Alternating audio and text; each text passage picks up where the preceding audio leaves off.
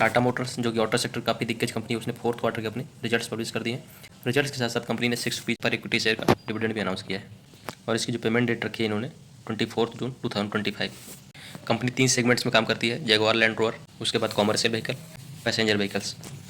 इनका लगभग 55.4% का जो है मार्केट शेयर है इलेक्ट्रिक व्हीकल में। 2025 में इन्होंने नई जो गाड़ियाँ इंट्रोड्यूस की हैं, Tiago EV, Curvv EV, present जो फाइनेंशियल ईयर 2025 उसमें लॉन्च की हैं।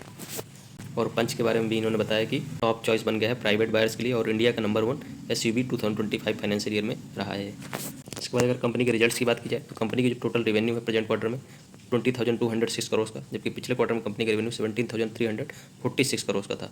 तो क्वार्टरली बेसिस पे अगर कंपनी के रेवेन्यू की बात करें तो लगभग 16.5% के आसपास का जंप देखने को मिला है, जबकि लास्ट ईयर सेम क्वार्टर में देखें तो वहाँ कंपनी का जो रेवेन्यू था 20,384 करोड़। तो ईयरली बेसिस पे जो कंपनी का रेवेन्यू है उसमें लगभग 1% के आसपास का डिक्रीज देखने को मिला है। अगर कंपनी का एक्सपेंडिचर देखा जाए तो 18,341 करोड़ का है, पिछले क्वार्टर में 15,793 करोड़ था। तो क्वार्टरली बेसिस पे कंपनी का एक्सपेंडिचर इंक्रीज हुआ है, जबकि लास्ट ईयर सेम क्वार्टर में कंपनी का एक्सपेंडिचर 18,751 करोड़ का था। तो ईयरली बेसिस पे कंपनी की जो एक्सपेंडिचर है वो फ्लैट है, मतलब कोई खास चेंजेस देखने को नहीं मिल रहे हैं। तो अगर कंपनी का रेवेन्यू सेम है ईयरली बेसिस पे और जो एक्सपेंडिचर है वो भी सेम है, बट यहाँ पे एक कैच है कि जो प्रॉफिट आफ्टर टैक्स यानी प्रॉफिट पैट है वो प्रेजेंट क्वार्टर में 1,382 करोड़ का, जबकि लास्ट ईयर सेम क्वार्टर में 2,126 करोड़ का था। मतलब ईयरली बेसिस पे जो कंपनी का प्रॉफिट है उसमें लगभग 35% के आसपास का डिक्रीज देखने को मिल रहा है, जबकि कंपनी के जो रेवेन्यू है और एक्सपेंडिचर है दोनों ईयरली बेसिस पे अगर देखेंगे तो सेम है लगभग। तो फिर प्रॉफिट में इतना ज़्यादा डिक्रीज देखने को क्यों मिल रहा है? तो उसकी सबसे मेन रीज़न जो है ये अमाउंट है 580 करोड़ का। ये इनको इसको प्रीवियस ईयर्स में कभी ज़्यादा टैक्सेस कट कर दिए गए होंगे, इसकी वजह से इनको जो है पिछले साल मिल गया था। तो इनका जो प्रॉफिट है ओवरऑल वो इंक्रीज हो गया था पिछले साल कंपैरिजन में।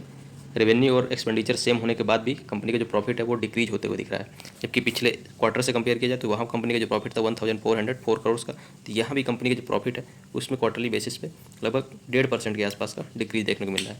बट इसके बाद कंपनी के ईपीएस की बात करें तो 3.75 का है इस प्रेजेंट क्वार्टर में, पिछले क्वार्टर में 3.81 का था, जबकि लास्ट ईयर 5.54 का था। तो सेम प्रॉफिट की तरह ट्रेंड देखने को मिल रहा है। क्वार्टरली बेसिस पे अगर देखा जाए तो बहुत मार्जिनल चेंज है, बट ईयरली बेसिस पे लगभग 36% के आसपास डिक्रीज जो है ईपीएस में भी देखने को मिल रहा है। इसके बाद अगर कंपनी के सेगमेंट रेवेन्यू की बात की जाए, जैगुआर लैंड रोवर से इनका जो रेवेन्यू जनरेशन है प्रेजेंट क्वार्टर 84,957 करोड़ का है। कॉमर्शियल व्हीकल से रेवेन्यू जनरेशन 21,487 करोड़ का, जबकि पैसेंजर व्हीकल से 12,543 करोड़ का। तो मेन इनका जो रेवेन्यू जनरेशन है लगभग जैसा कि मैंने पहले ही बताया कि 70% जो रेवेन्यू जनरेशन है वो जेएलआर बिजनेस से इनका रेवेन्यू जनरेट होता है, और जो सेकंड लार्जेस्ट है यानी लगभग 18% के आसपास का रेवेन्यू जनरेशन इनका कॉमर्शियल व्हीकल से होता है, और 12% के आसपास इनका पैसेंजर व्हीकल से रेवेन्यू जनरेट होता है पर ईयर। इसके बाद अगर कंपनी के शेयर होल्डिंग पैटर्न की बात की जाए तो मोटर्स की शेयर होल्डिंग में यहाँ कोई चेंजेस देखने को नहीं मिल रहा है, जबकि एफआईआई की शेयर होल्डिंग क्वार्टरली बेसिस पर डिक्रीज होते हुए दिख रही है। पिछले क्वार्टर में 18.66% की शेयर होल्डिंग थी, अभी डिक्रीज होकर 17.84% हो गई है, जबकि डीआईएच की शेयर होल्डिंग देखें तो यहाँ क्वार्टरली बेसिस पे इंक्रीज देखने को मिल रहा है। पिछले क्वार्टर में 16.54% की शेयर होल्डिंग थी, अभी इंक्रीज होकर 16.88% की हो गई है डीआईएच की शेयर होल्डिंग। तो क्वार्टरली बेसिस पे प्रमोटर्स की शेयर होल्डिंग में कोई चेंजेस नहीं है, बट एफआईआई की शेयर होल्डिंग डिक्रीज हुई है और डीआईएच की शेयर होल्डिंग क्वार्टरली बेसिस पे इंक्रीज होते हुए दिख रही है।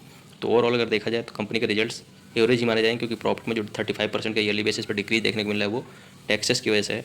और कंपनी ने जो ₹6 पर इक्विटी शेयर का डिविडेंड भी अनाउंस किया है, और जो शेयर होल्डिंग है उसमें एफआईआई की शेयर होल्डिंग क्वार्टरली बेसिस पर डिक्रीज होते हुए दिख रही है, बट डीआईएच की शेयर होल्डिंग में यहाँ पे इंक्रीज देखने को मिला है। तो धन्यवाद, मिलते हैं अगले वीडियो में।